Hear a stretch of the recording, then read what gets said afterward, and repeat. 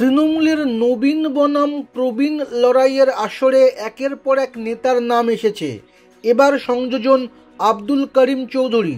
ইসলামপুরের বিধায়কের আক্রমণের তীর মূলত দলের সর্বভারতীয় সাধারণ সম্পাদক অভিষেক বন্দ্যোপাধ্যায় এবং রাজ্য তৃণমূলের অন্যতম সাধারণ সম্পাদক কুণাল ঘোষের দিকে।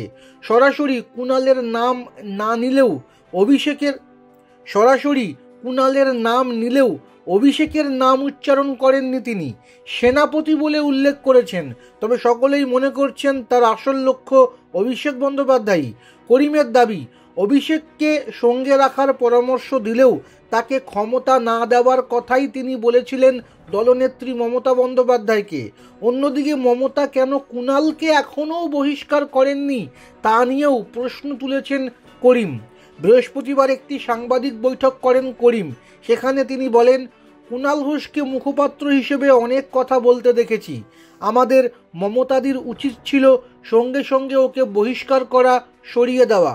কুণালকে ননসেন্স বলে উল্লেখ করে প্রবীণ বিধায়ক করিম আরও বলেন, প্রবীণদের ছাড়া বাংলা কেন, কোনো রাজ্য দেশও চলবে না। বাঁদরের হাতে নারকেল দেওয়ার মতো চালাতে পারবে কি এরা? যে সেনাপতি হয়েছে না, আমি আগেই বলেছিলাম মমতা বন্দ্যোপাধ্যায়কে যে বাচ্চা আছে, নাবালক আছে, আপনি সঙ্গে রাখুন, কিন্তু পুরো ক্ষমতা কখনোও দেবেন না। এ বাচ্চা আছে, নাদান বাচ্চা, নাবালক।